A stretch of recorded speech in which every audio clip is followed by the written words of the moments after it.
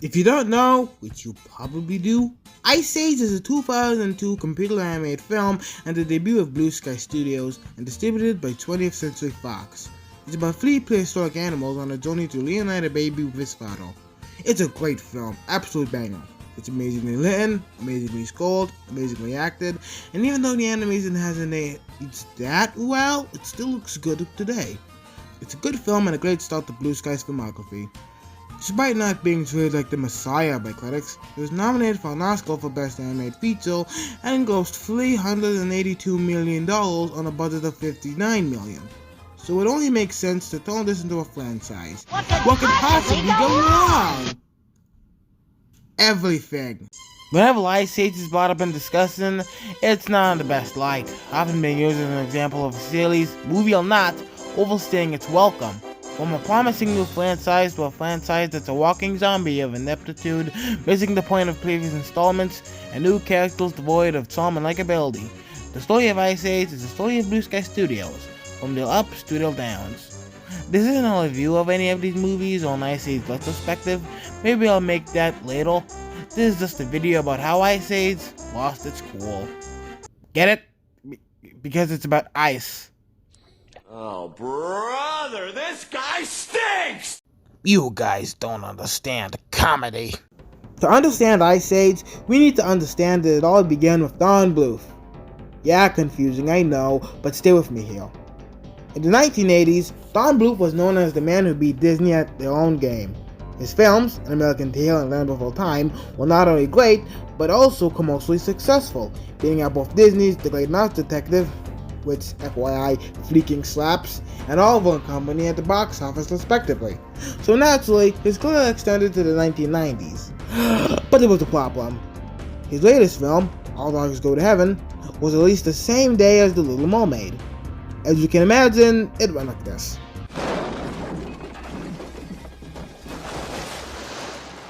After that, Bluth's career never really recovered. He spent the 1990s making really bad films. From Rockadoodle to The Pebble and the Penguin, there seemed to be no rebound in sight for him, each of them failing at the box office and with critics. After The Pebble and the Penguin, Don Bluth Productions shut down, and Don Bluth and his pal Gilly Goldman moved on to make an animation studio for Fox called Fox Animation Studios. Their first film, Anastasia, was a box office hit and was critically successful. The film after that, Tiny, on the other hand, oh boy, it was an absolute commercial disaster. They lost somewhere around 48.2 to $53.2 million, something like that. This caused Fox Animation Studios to shut down. However, that doesn't mean their last film would remain unseen. Pitched to 20th Century Fox in 1997 by producer Loli Forte, Ice Age was originally envisioned as a traditionally animated movie with a more action-heavy and dramatic tone, and it was intended to be developed by Bluth and Goldman. Around the same time, Blue Sky Studios, a small visual effects house in White Plains, New York, that was founded by Chris Wedge, was bought out by Fox and reshaped into a full-fledged computer animation studio. Before this, they had also worked on Joe's Apartment, Mouse Hunt, Fight Club, and hey, Tiny. They also made a short film called Bunny, which, for your information, is amazingly sad. In line with this pilot, Fox Animation head Chris Meledandri and executive producer Steve Bannerman approached Loli with the proposal of developing the film as a CGI movie directed by Wedge. After a few ideas being left on the cutting room floor, such as Sid being a con artist, Scott talking, a female sloth chasing Sid, and Diego dying at the end of the film and not coming back, Ice Age was released in theaters in March of 2002. Fox initially feared the film would flop. Everybody do the flop! But as we all know, it thankfully didn't, making more than 6 times its budget. It was a success. And as Disney has taught us with Toy Story and Star Wars, if you have a successful IP, you're gonna want to milk it for everything it's worth. And that's what they did. Enter Ice Age The Meltdown, my personal favorite of the series. Interestingly, it wasn't directed by Wedge, but by Carlos Saldanha, which is his colleague who co-directed the first film. It's about Manny, Sid, and Diego learning of a flood that will kill them. So they go on a journey with another mammoth, Billy, and her two opossum balls, Class and Eddie, to escape the flood. Meanwhile, Manny confronts how his species is dying and his potential relationship with Ellie. While I appreciate how this movie touches upon how Manny is the only mammoth seen in the last movie by giving him an arc of finding another mammoth, how Scott is funnier than the last movie, and how there's debatably higher stakes than in the last movie, a lot of people did, and still do, find this one to be weaker than the first, receiving a more mixed response. Despite that, it almost doubled the gross of the first film, making about $660.9 million. So they followed it up with Ice Age 3, which is arguably where everything fell apart. Ice Age 2's flood plot followed up Ice Age 1 and connected to the ice theme in a substantial way.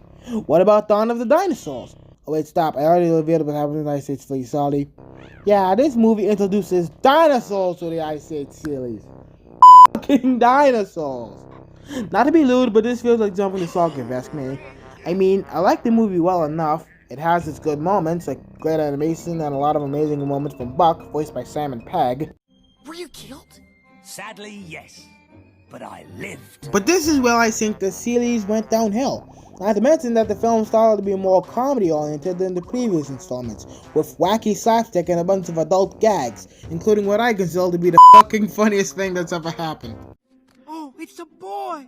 That's its tail. It's a girl! The second movie was more lighthearted than the first, but at least it had touching and emotional moments. This is an extended Looney Tunes cartoon. Ice Age 3 was the most mixed of the series up to this point. It wasn't that well received, with Keep Phip of the AV Club saying it throws away its commitment to the era away with new movie number 3, a ploy sought to angle Ice Age purists everywhere. Despite that, it made $200 million more than the last one. And so, the next natural step was to end the series. They had a successful trilogy of films, with the final films having a satisfying ending to the series, so they should just end the franchise here. Except for one little detail you should probably keep in mind. They didn't. I said they should just end the franchise here. Not that they did end the franchise here. Blue Sky and Fox weren't done with the franchise. This is when the Ice Age series officially started to kinda suck. Both Ice Age 4 and Ice Age 5 started to explore the natural disaster theme of the second one. As a result, Ice Age 4 is about the sifting of the earth, which I think can make for an interesting film if they don't go too far. But then they literally introduce pilots in the Ice Age series. Yes, you heard me correctly. You are not deaf. Pilots. Who came up with that? Who came up with that? That's so dumb. Pilots weren't even allowed during the Ice Age. At least Captain Gut is cool. As for Ice Age Collison Course, Do I need to say it? it's about a comet heading to Earth, which may result in the extinction of every character in the franchise. How does that happen? Scott discovers an alien ship, flies away in it, and causes the comet to go on a collision course with Earth. Also, he ends up creating the solar system, heavily implying that Scott is God in this universe.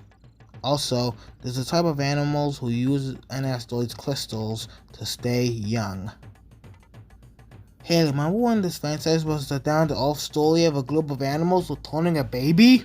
Not to mention that both movies had giving Diego and Sid love interest were bland and incredibly forgettable, as well as Sid becoming a full-on idiot, as well as there being too many characters and too many unfunny moments to balance out the very few emotional moments. Yeah, if you couldn't tell, neither movie was very well received. Both received negative reviews from critics, and while Continental Drift was still a success, it made less than the last, a first for the series, and Collison Course followed suit, being the second lowest grossing film in the franchise, being beaten only by the first movie. After that, Fox was bought up by Disney, with Blue Sky joining them. In February of 2021, it was announced that Blue Sky Studios, thanks to the COVID-19 pandemic, would be closing down, with a movie they were developing based off of the webcomic and graphic novel Pneumonia being settled as well.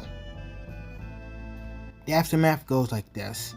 There was a sixth Ice Age movie released, a spin-off called The Ice Age Adventures of Buck Wild, made without the involvement of Blue Sky and released onto Disney+. I won't be going over that today since it's a spin-off and I'm really tired, but let's just say it's really bad. After that, Scott was accused of being a stone creation, and Disney was accused of shutting down Blue Sky and canceling pneumonia thanks to homophobia. However, not everything Blue Sky did after the Disney buyout was all for naught.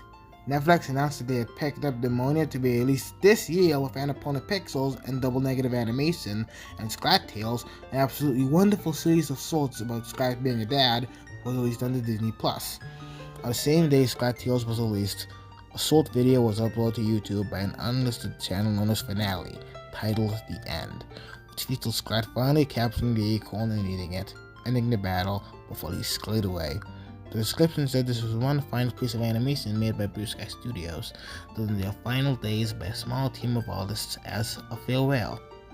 A send-off. I don't know terms. Blue Sky Studios was officially gone. So how the fuck did this all have to do with Ice Age's downgrading quality? Simple. Ice Age was a success for Fox, right? So they greenlit a sequel. That was a success, so they greenlit another. That was a success, so they greenlit. I think you get the point. The 4 sequels and 1 spin-off is impressive, but keep in mind that just because the series is long running, that doesn't mean it's necessarily still good. Case in point, Saturday Night Live and The Simpsons. This applies to movies too. The more and more the series went on, the lazier and lazier the writers got with their ideas, from the pilots to the aliens to the love interests. As a result, Ice Age decided to take itself less and less seriously as time went on, not just in concept, but in comedy, in character development, and emotion. People started to miss the more serious tone of the first one in favor of the more comedic tone of the sequels. They started to catch on to this with Ice Age 3, and it was officially set in motion after Ice Age 4.